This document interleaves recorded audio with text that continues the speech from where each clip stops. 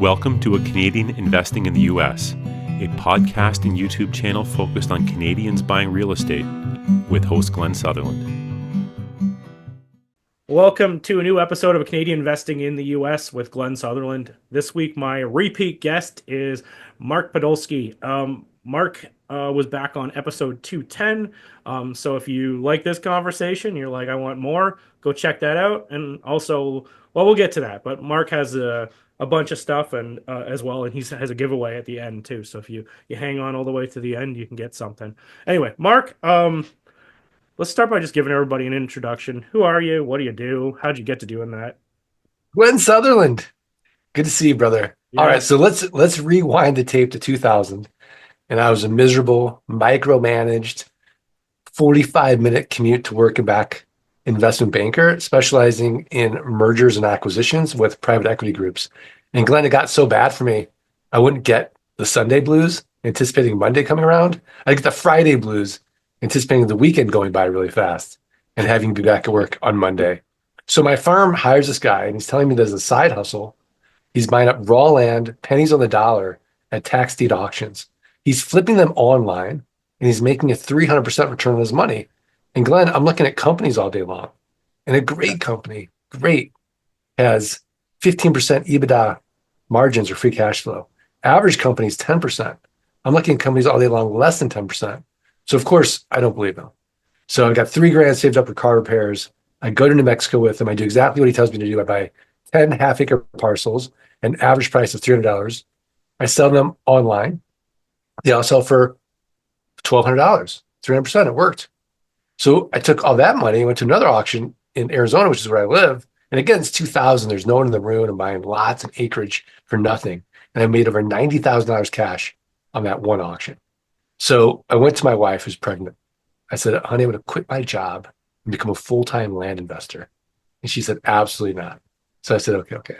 So it took 18 months for the land investing income to exceed the investment banking income. And then I quit. I've done over 6,500 deals now. I absolutely love it. But it's very different the way that I work on that model today than when I started. Yeah. Million questions there.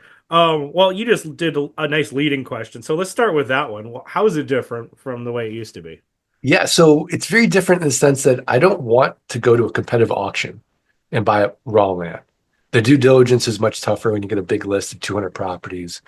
And oftentimes you feel compelled to buy something, even if it's overpriced, because you spent the time, the money, and you think, well, I don't want to leave this auction without anything. So how do you get the property before it goes to auction? And so what we'll do is we'll actually send out offer letters to owners in that county. And so what we'll do is we'll get the list from, say, a company like datatree.com. Yep. And you can go to datatree.com/land, you get a discount, right? So you get a list, and then you will upload that list into a piece of software. I have one called ogpass.com, and you put it into ogpass. And then you price that list. So you look at the comparable sales for the last 12 to 18 months on the properties that you're looking to acquire. And so you take the lowest comparable sale, let's say it's $10,000, you just divide by 4. And that gives you what Warren Buffett would call 300% margin of safety. Yep. So you start pricing your list, and then you start scrubbing your list as well to make sure that you're sorting by assessor's parcel number or by subdivision, essentially, right? So because if I send somebody an offer of 40 acres, the same as someone with 5 acres, that 40-acre person is going to send me back glitter in the mail. And so, and then, the offers go out, and you want to make sure that you have a 3 to 5% response rate. So if it's under 3%, you came in too low. If it's over 5%, you have to retrade and just say, hey, look, I have to renegotiate that offer. I came in a little above market here, and people will understand. And then you essentially buy the property from that seller after you do your due diligence. And the due diligence is pretty easy today because of technology. It cost me about $11. I outsourced it to a team in Jamaica, and they do. They just make sure there's no breaks in the chain of title. There's no liens or encumbrances. Check for back taxes. And then they start creating like my marketing package, like the aerial maps, the GIS maps, the plat maps. And so then once I buy it, then I'll sell it in 30 days or less because I just make it irresistible. So essentially, let's say I paid $2,500 for that land. Then I'll just ask somebody for a $2,500 down payment. And then I'll make it a car payment, let's say $249 a month and 9% interest over the next 60 months. So I've got this one-time sale. I get my money out in the down payment. I could go 6 to 10 months out. And now I'm getting $249 a month at 9% interest the next 60 months without any renters, rehabs, renovations, or rodents. And so that's the model. No toilets, no termites, no tenants. Exactly. Yeah, no, that's interesting. So where my first head was like, okay, you got this, you did direct to market, you found, you negotiated, you found a good something that'll work, right? Right. Where do you sell these things? Like, do you have to build your own list? I'm gonna bet you're not putting this on the MLS. No, we're not putting it on the MLS. So we have a marketing algorithm. So the best place to go is the neighbors because they already understand the land and they're already out there. So you send out a neighbor letter saying, hey, here's your opportunity, protect your privacy, protect your views, know your neighbor. So oftentimes the neighbors will buy. Now, if the neighbors pass, then you go to your buyers list. So you start creating a buyers list by every time you put out an ad, and I'll talk about where we go for ads, but they'll raise their hand and say, I'm interested. But you just put them on your buyers list and you send, an email every week, like a deal of the week. Hey, here's our deal of the week. And you can sell a piece of land every week just through your email list as you start building that up. Now, how do you build up that email list? Is if the neighbors pass or buyers list passes, you go to a little website you may have heard of called Meta or Facebook buy sell groups in the marketplace. Right. And so you can market there and then you can go to the lands. So land.com, landmodo.com, landandfarm.com, landsamerica.com, landflip.com, landcentury.com, landhub.com. It's endless. There's all these platforms where you can buy and sell raw land. And so those are more intentional leads where if you get 3 leads on, let's say the lands platform, that should equate to a sale. Where on social media like Facebook, it takes about 50 leads to equate to a sale. And these are important numbers to know because you want to know if you have a marketing problem, if you have a sales problem. So I know if I only have 25 leads on my Facebook ad, I have a marketing problem. But if I have 75 leads and I still haven't sold that property, I have a sales problem.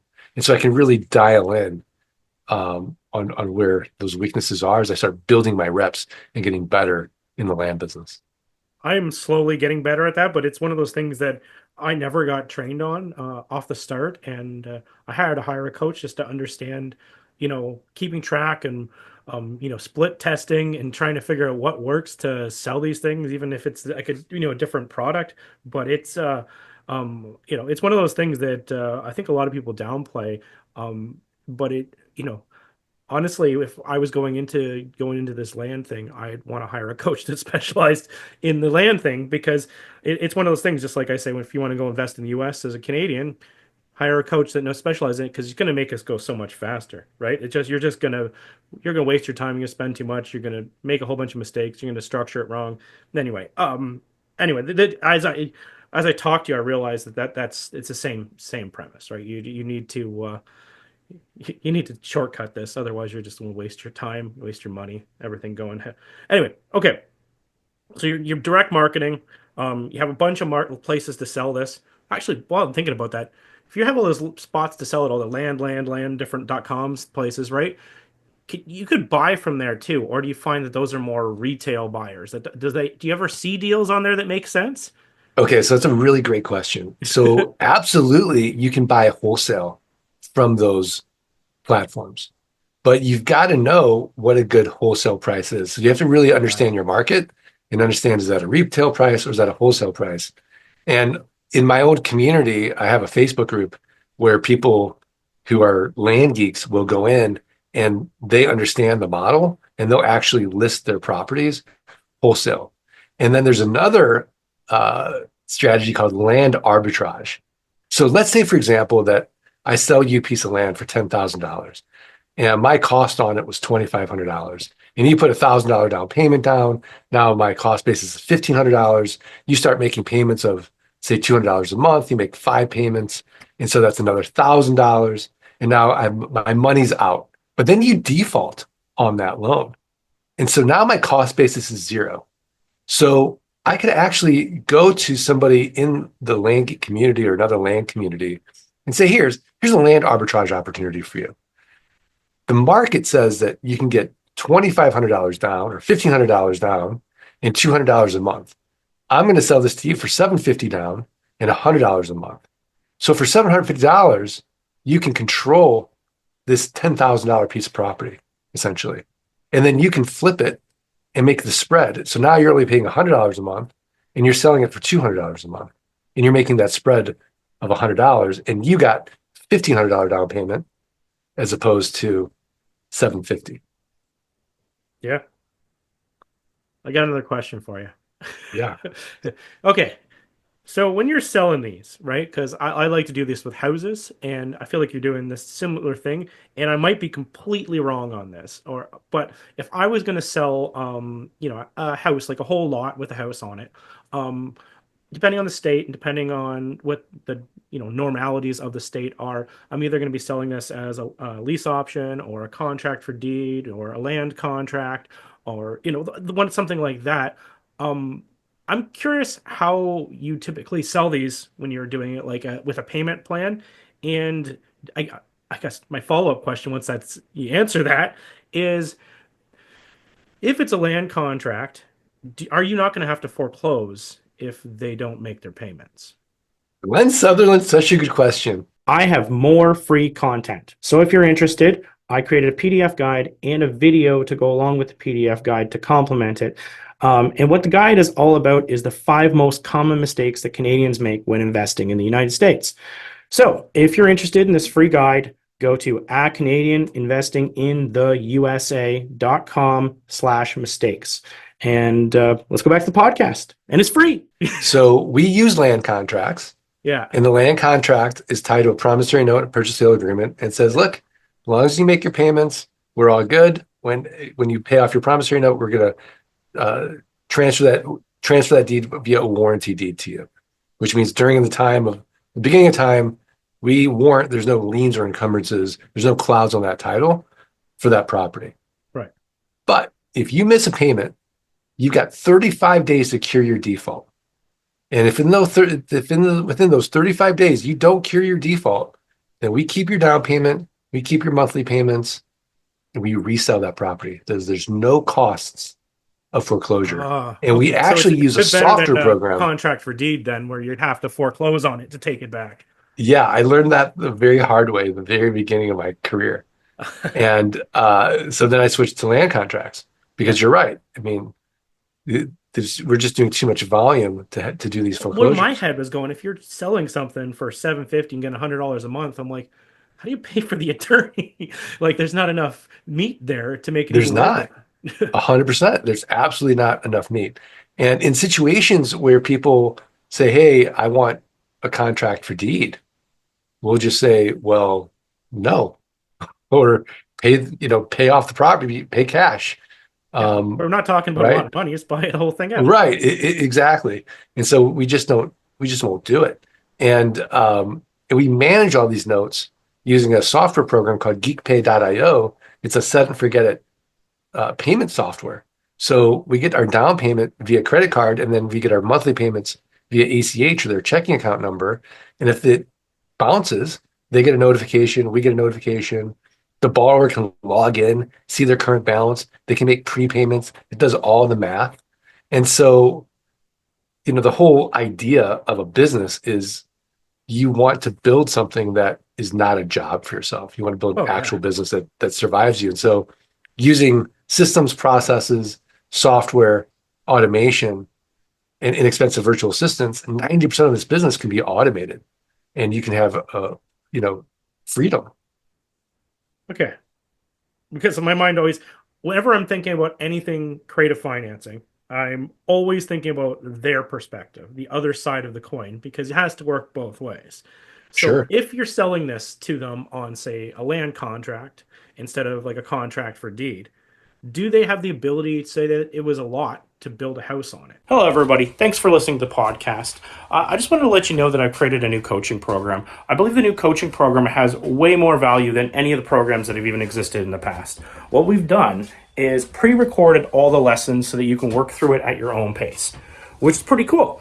And then we're going to meet up on a regular basis to answer the questions, do deal analysis, and actually spend our time together working on things instead of spending our time learning things. I think this will make a seamless transition to buying in the United States and will help you solve a lot of your problems. If this is of interest to you, go to glensutherland.com/coaching. I hope to help you guys invest in the United States, and I hope we provide as much value as possible. Back to the podcast. If they don't own the lot. No, they can't. No, so they have to own that lot because the county will not give you a building permit if you're not the owner. That's what I thought. Yeah. Like if you're in a purchase, situation, you're like making payments but don't own it. And which makes me also wonder, like, would it be more in their interest to go put a mortgage on it? Or I guess you can't really get mortgages on land in most can't. cases. That's why this business is so great, is because you can't get a bank to loan money on land. So we become the bank. Yeah, no, it makes sense. And like it's one of those things, whenever there is a problem in the market, a lot of times there is you can develop a solution, shows up, right, to make this work. Like honestly, I believe that's why there's so many hard money lenders nowadays. I think it's because of 2008 in the US, whenever the banks all tightened up and people saw an opportunity to fill a gap that was missing, right? 100%. It's the exact same thing, right? I wonder if a hard money lender, I don't think they'll even lend on land. They won't lend on land either because they don't want the asset. They don't know how to sell it. Yeah, they won't be able to sell it. Yeah. I'll lend on land. Yeah. Yeah, it has to have the right alignment. Anyway, okay. So you mentioned some stuff about due diligence. When we're talking about this in passing, right? I just wrote the word due diligence on my piece of paper. But yeah, so I guess is it just looking at comps to see what's available, or I'm guessing, because I looked up my property. I had one of my properties burned to the ground, and then afterwards you could look it up on the city site, and you could see like that there was utilities and stuff hooked up to it. What other stuff would you do? Because in my mind, that's what I would be looking to see, if there's utilities run to the property, and see if what stuff is selling around is there more to it than that? For land, it's pretty basic, especially when we're talking about rural land in the areas that we buy. Because Glenn, let's just, be honest. Like nobody wakes up and thinks to themselves, boy, I'd like some raw land in Iowa today. Unless you live in Iowa. Or unless you really want to get out of New York or something, you're like, I need something really out there. Yeah, but if you want something really out there, you're going to go to like Arizona or Colorado, New Mexico, Nevada, Texas. Yeah. You might go to Florida, California, a little bit in Oregon, Washington, and maybe a little bit of parts of the treat areas in the Midwest, say, Tennessee, Missouri, Arkansas, those types of areas. So you have this massive market, but you want to be in those right areas because, let's say, for example, you're looking at property in the Northeast, Ohio, Pennsylvania, manufacturing centers in the United States. Well, you have to go to a website called EPA.gov to make sure you're not buying in a Superfund site. And if you're buying in a Superfund site, that means that a manufacturing company has polluted that land, and now they're responsible for millions of dollars of cleanup on that land. But if you buy it, like, it's good that there's a website to check that. Like, for sure, yeah. But if you don't know what you're doing, and you think, oh, this is a great deal, it's not a great deal. And so you want to avoid those types of areas as well. So when we're doing our due diligence, it's pretty basic because it's raw, undeveloped land. We're looking at inexpensive land, hour to 3 hours from the nearest city. Okay. So you're not really interested, because I've heard about people wanting to buy like little or sell a little piece of land on the side of a mountain for like people like if the apocalypse comes that they have the ability to run up the mountain and have a place to set up camp if the whole place is going to crap. No, I'll buy that property if I can buy it 25, 30 cents a dollar. Absolutely. Yeah. Yeah, no problem. But you've But I probably don't want to find that buy, those I ones won't be would able to sit get an around info longer, lot right? in New York, 25, 30 cents a dollar. But you're going to find that those ones take a long time to sell. Would you not?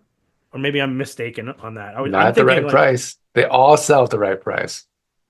and I guess that's a thing too, because you're buying it with a quarter of its value, and then you don't have to sell it at market in order to make a profit, right? Exactly. You have a gap in there so that there is actually room that it's incentivized and an alignment of interest on the sale. Yeah, and psychologically, the buyer doesn't care about the total price of the property. They want to make sure they can make the payments. Is this affordable to me on my budget? And so it becomes irresistible for them because if they're looking at other pieces of property that could be way more expensive and cash only, you've just opened up a massive buyer pool of people who, if they have a job, they can afford that raw land. Wow. This is a good podcast. I'm excited. I'm like, you know what? I'm tempted to go buy some land, but honestly, I'm probably going to well, I guess we're going to get to that, but I'm going to get your book and you know, at least get I don't know what you have for offer for coaching or other things or your community what the how that looks, but honestly, it sounds like a lot of less headaches than some of the stuff I do with buying some weird ass houses and fixing them up. Yeah, no, I mean, it is, I think, the best passive income model because you got this one-time sale, you get passive income every single month, and you don't have to deal with the renters and the rehabs and the renovations and the rodents. And because you're not dealing with a tenant, you're exempt from Dodd-Frank, RESPA, and the SAFE Act, all this onerous real estate legislation in the US. So it's a really simple game to play. Is like, can you create enough land notes where your passive income exceeds your fixed expenses? And then you're working because you want to, not because you have to. Love it. All right, let's transition. Let's talk about your Land Geek platform. Let's talk about the book. Let's where do people find you? Let's go through all that fun stuff. Yeah. So, the first thing I think is interesting is that if I'm listening to this, I might be skeptical. Like, okay, well, Mark, if it's so great, why are you teaching it? Why don't you just Right? buy it all every single Why not time? just buy it all? Like, why mess with it? And I think it's a fair question. So the way that I started teaching land investing was I was on vacation and I got a call from a guy named Tori. And Tori's like on my website, and I think he wants to buy a piece of land. And he's like, hey, I'm really interested in learning how to do what you do. And I said, well, I don't teach this. Yeah. And so he said, well, what if I pay you this?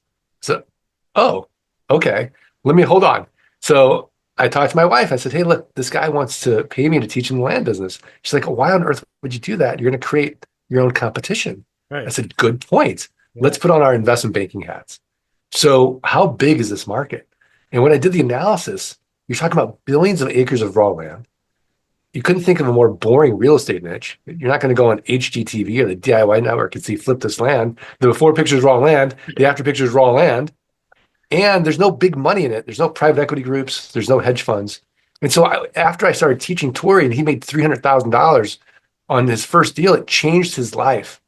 And it was so gratifying for me to see that impact. I'm like, this is great.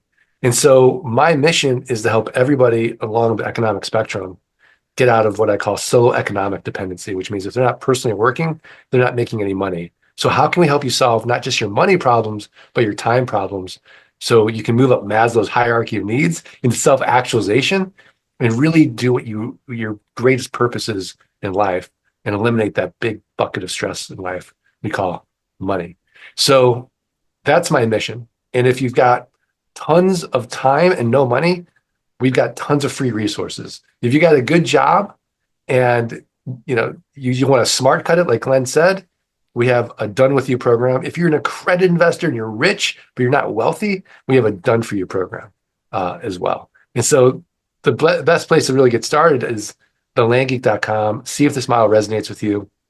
Glenn has that link for that free book, Dirt Rich, just pay shipping. And you'll learn more about the model, hear my story, I made lots of mistakes as well, which I write about. Awesome. And yeah, for what he's Yeah. referring to is he has a link. If you want to get his book, you just have to pay the shipping on it. But I'll put it in the bottom of the show notes. If you just scroll the bottom, AI is going to build the whole basically transcript of this. But at the very bottom, I'll tack that into it as well, and then you guys can go find it. Awesome. Amazing. Mark, like always, thanks for coming on the show. We'll have to do this more than every 2.5 years, but yeah, we'll have to have you back before 2.5 years anyway. I love it. Thank you so much, Glenn. I appreciate you. Thanks. That was a nice video. Bye.